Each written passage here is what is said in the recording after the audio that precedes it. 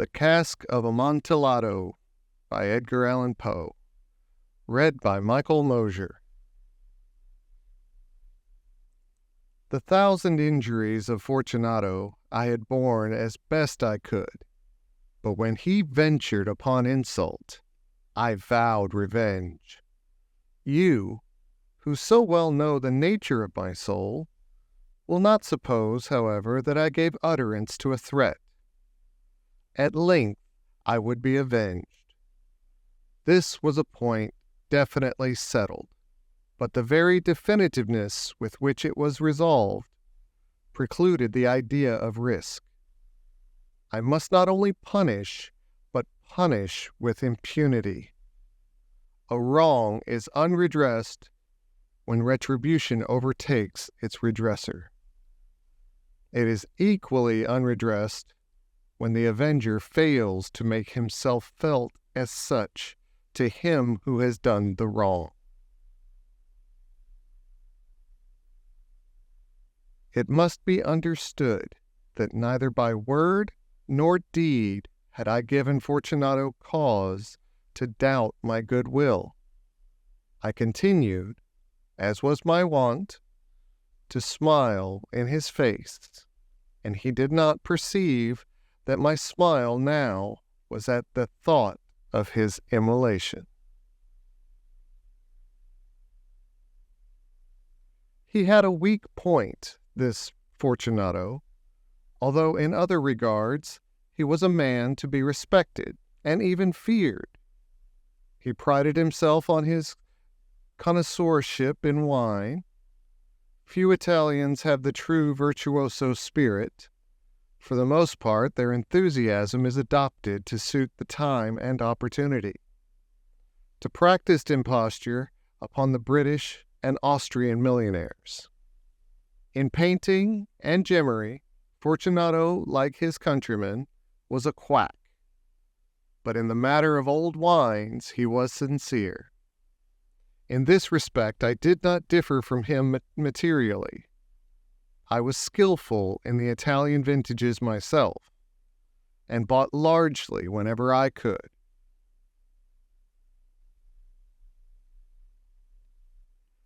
It was about dusk, one evening during the supreme madness of the Carnival season, that I encountered my friend. He accosted me with excessive warmth, for he had been drinking much. The man wore motley. He had on a tight-fitting party-striped dress, and his head was surmounted by the conical cap and bells. I was so pleased to see him that I thought I should never have done wringing his hand. I said to him, "My dear Fortunato, you are luckily met. How remarkably well you are looking today.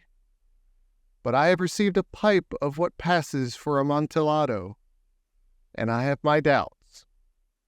"How?" said he. "Amontillado? A pipe? Impossible! And in the middle of the Carnival?" "I have my doubts," I replied, "and I was silly enough to pay the full Amontillado price without consulting you in the matter. You were not to be found, and I was fearful of losing a bargain." "Amontillado? I have my doubts. Amontillado? And I must satisfy them. Amontillado? As you are engaged, I am on my way to Luchesi. If anyone has a critical turn, it is he. He will tell me Luchesi cannot tell Amontillado from sherry, and yet some fools will have it that his taste is a match for your own. Come, let us go. Whither? To your vaults. My friend, no. I will not impose upon your good nature. I perceive you have an engagement. Luchesi, I have no engagement. Come."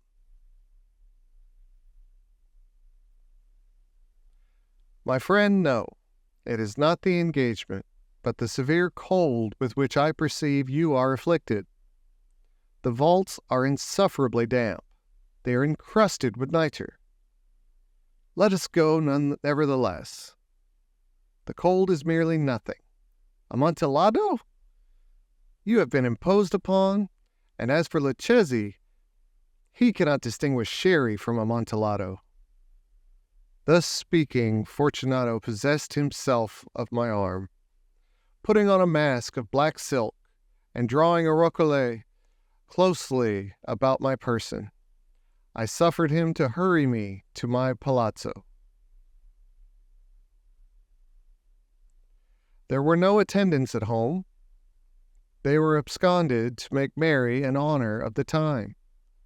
I had told them that I should not return until the morning, and had given them explicit orders not to stir from the house. These orders were sufficient, I well knew, to ensure their immediate disappearance, one and all, as soon as my back was turned.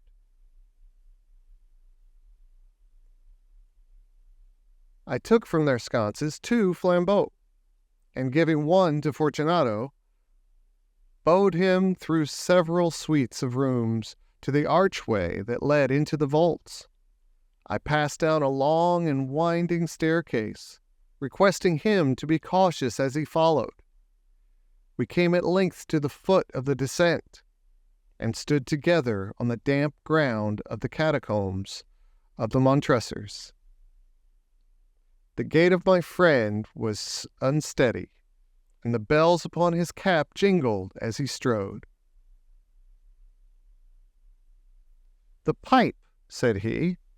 "It is farther on," said I, "but observe the white webwork which gleams from these cavern walls." He turned towards me and looked into my eyes with 2 filmy orbs that distilled the rheum of intoxication. "Nitre?" he asked at length. "Nitre," I replied. "How long have you had that cough?"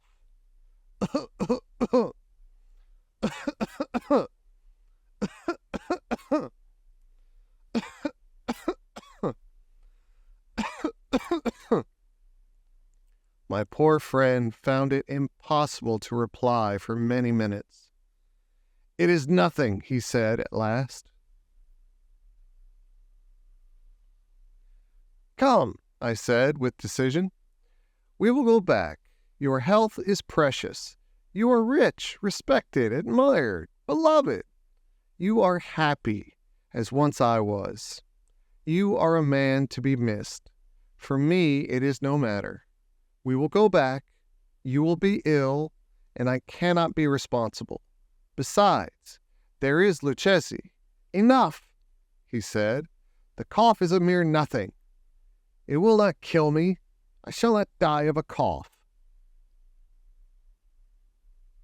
"True, true," I replied, "and indeed I had no intention of alarming you unnecessarily. But you should use all proper caution. A draught of this medoc will defend us from the damps.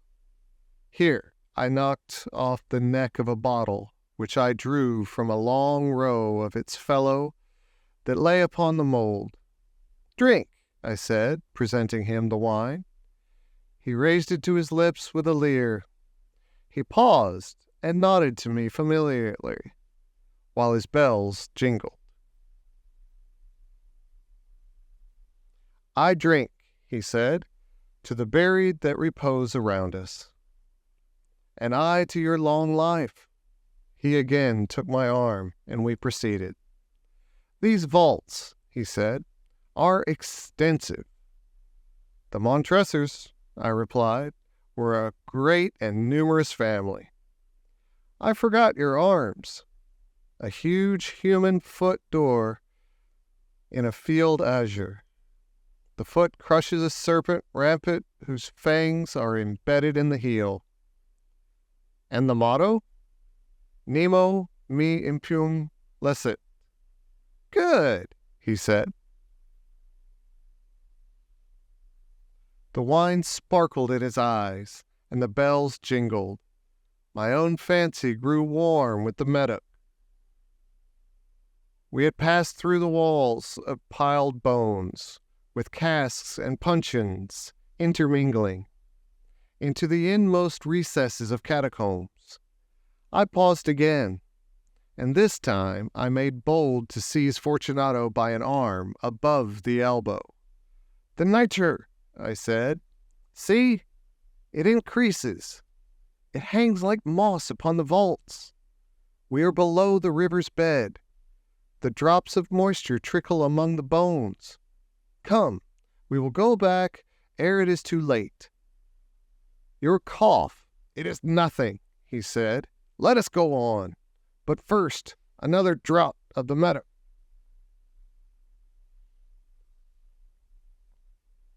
I broke and reached him a flagon of de Grave.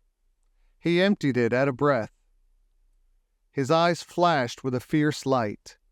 He laughed and threw the bottle upwards with a gesticulation I did not understand. I looked at him in surprise. He repeated the movement, a grotesque one. "You do not comprehend?" he said. "Not I," I replied. "Then you are not of the Brotherhood." "How?" "You are not of the Masons." "Yes, yes," I said. "Yes, yes." "You? Impossible! A Mason?" "A Mason," I replied. "A sign," he said. "A sign." "It is this," I answered, producing a trowel from beneath the folds of my roquelaire. "You jest," he exclaimed, recoiling a few paces. "But let us proceed to the Amontillado." "Be it so," I said, replacing the tool beneath the cloak and again offering him my arm. He leaned upon it heavily. We continued our route in search of the Amontillado. We passed through a range of low arches, descended, passed on, and descending again, arrived at a deep crypt in which the foulness of the air caused our flambeaux rather to glow than flame. At the most remote end of the crypt there appeared another less spacious. Its walls had been lined with human remains, piled to the vault overhead, in the fashion of the great catacombs of Paris. 3 sides of this interior crypt were still ornamented in this manner. From the 4th side the bones had been thrown down, and lay promiscuously upon the earth, forming at one point a mound of some size. Within the wall, thus exposed by the displacing of the bones, we perceived a still interior recess, in depth about 4 feet, in width 3, in height 6 or 7.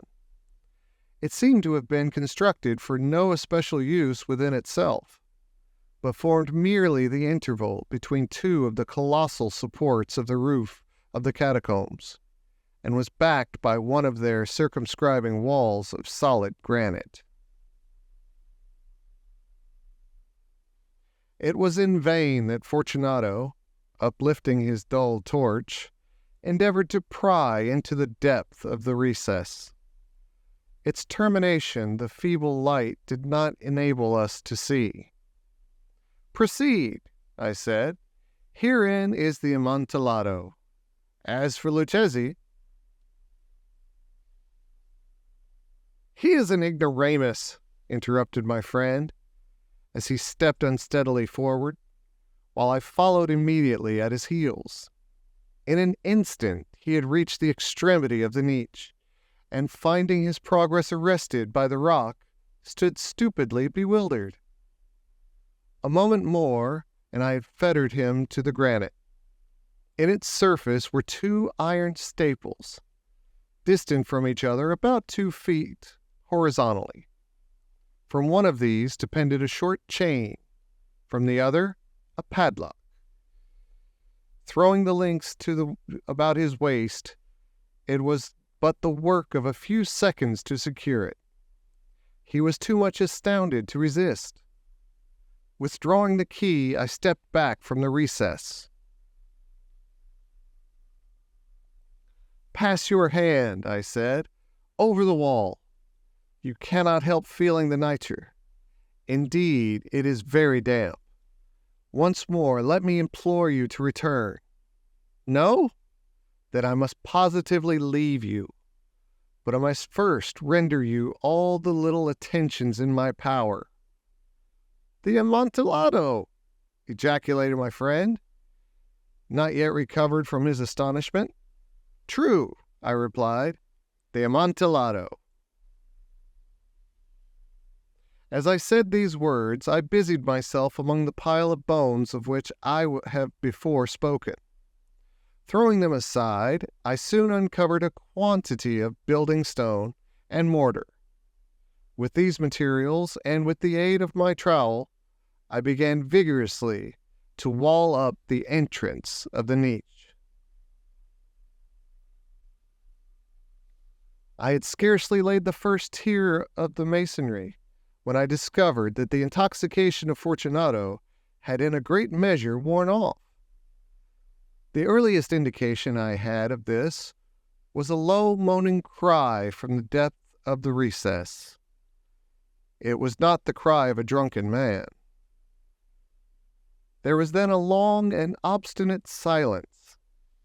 I laid the second tier, and the third, and the fourth, and then I heard the furious vibrations of the chain. The noise lasted for several minutes, during which, that I might hearken to it with the more satisfaction, I ceased my labors and sat down upon the bones. When at last the clanking subsided, I resumed the trowel, and finished without interruption the fifth, the sixth, and the seventh tier. The wall was now nearly upon a level with my breast. I again paused, and holding the flambeau over the mason work, threw a few feeble rays upon the figure within. A succession of loud and shrill screams, bursting suddenly from the throat of the chained form, seemed to thrust me violently back. For a brief moment I hesitated. I trembled.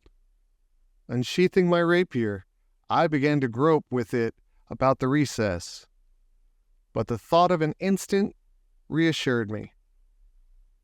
I placed my hand upon the solid fabric of the catacombs, and felt satisfied. I reapproached the wall. I replied to the yells of him who clamored. I re-echoed. I aided. I surpassed them in volume and in strength. I did this, and the clamorer grew still. It was now midnight, and my task was drawing to a close. I had completed the 8th, the 9th, and the 10th tier. I had finished a portion of the last and the 11th. There remained but a single stone to be fitted and plastered in. I struggled with its weight. I placed it partially in its destined position. But now there came from out the niche a low laugh that erected the hairs upon my head. It was succeeded by a sad voice, which I had difficulty in recognizing as that of the noble Fortunato. The voice said, "Ha ha ha ha! A very good joke indeed, an excellent jest. We shall have many a rich laugh about it at the palazzo. Over our wine. The Amontillado," I said. Yes, the Amontillado. But is it not getting late? Will not they be awaiting us at the palazzo? The Lady Fortunato and the rest? Let us be gone. Yes, I said, let us be gone. For the love of God, Montresor. Yes, I said, for the love of God. But to these words I hearkened in vain for a reply. I grew impatient. I called aloud, "Fortunato!" No answer. I called again, Fortunato! No answer still. I thrust a torch through the remaining aperture and let it fall within. There came forth in reply only a jingling of the bells. My heart grew sick on account of the dampness of the catacombs. I hastened to make an end of my labor. I forced the last stone into its position. I plastered it up. Against the new masonry, I re-erected the old rampart of bones. For the half of a century, no mortal has disturbed them. In pace requiescat.